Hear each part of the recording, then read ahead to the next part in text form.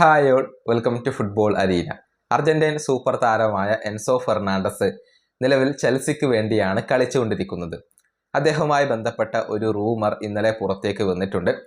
Turkish മാധ്യമ പ്രവർത്തകനായ Ikram corner, അതുപോലെ തന്നെ അർജന്റീൻ മാധ്യമ പ്രവർത്തകനായ ഉറിയിൽ ലെക്റ്റ് എന്നിവരാണ് ഇക്കാര്യം റിപ്പോർട്ട് ചെയ്തിട്ടുള്ളത്.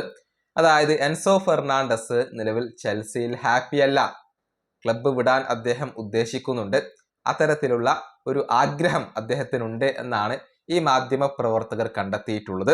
പ്രധാനമായും 2 ക്ലബ്ബുകളായിരുന്നു അദ്ദേഹത്തിൽ താല്പര്യം പ്രകടിപ്പിച്ചിരുന്നത്. ഒന്ന് റയൽ മാഡ്രിഡ് ആയിരുന്നു. പക്ഷേ എൻസോ ഫെർണാണ്ടസിന് വേണ്ടിയുള്ള ആ ഒരു താല്പര്യത്തിൽ നിന്നും റയൽ മാഡ്രിഡ് ഇപ്പോൾ പിൻവാങ്ങിയിട്ടുണ്ട്. നിലവിൽ അദ്ദേഹത്തിന് വേണ്ടി രംഗത്തുള്ളത് PSG മാത്രമാണ്. PSG വലിയ താല്പര്യം ഈ താരത്തിലുണ്ട്. അതുകൊണ്ട് തന്നെ അവർ നീക്കങ്ങൾ ആരംഭിക്കുകയാണ് എന്നാണ് അറിയാൻ സാധിക്കുന്നത്.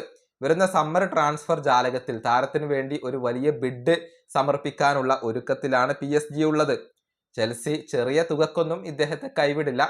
ഏറ്റവും ചുരുങ്ങിയത് 100 മില്യൺ യൂറോ ഇദ്ദേഹത്തിന് വേണ്ടി PSG എന്തായാലും ചിലവഴിക്കേണ്ടി വന്നേക്കും. 140 മില്യൺ യൂറോ വരെ അവർ ആവശ്യപ്പെട്ടേക്കും എന്നാണ് അറിയാൻ സാധിക്കുന്നത്. ചിലപ്പോൾ ഇതിന് മുകളിലേക്കും പോവാൻ സാധ്യതയുണ്ട്.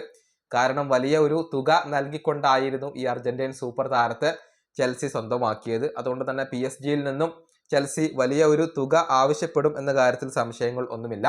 ഒരു മാസം മുൻപാണ് എൻസോ ഫെർണാണ്ടസ് തൻ്റെ ഏജൻസിയെ മാറ്റിയത്. മുൻപ് PSG വേണ്ടിയും അർജന്റീനയ്ക്ക് വേണ്ടിയും ഒക്കെ കളിച്ചിട്ടുള്ള ഹവിയർ പാസ്റ്റോറെ സഹസ്ഥാപകനായ ഏജൻസിയാണ് നിലവിൽ എൻസോ ഫെർണാണ്ടസിന്റെ പുതിയ ഏജൻസി ആയിക്കൊണ്ട് വരുന്നത്.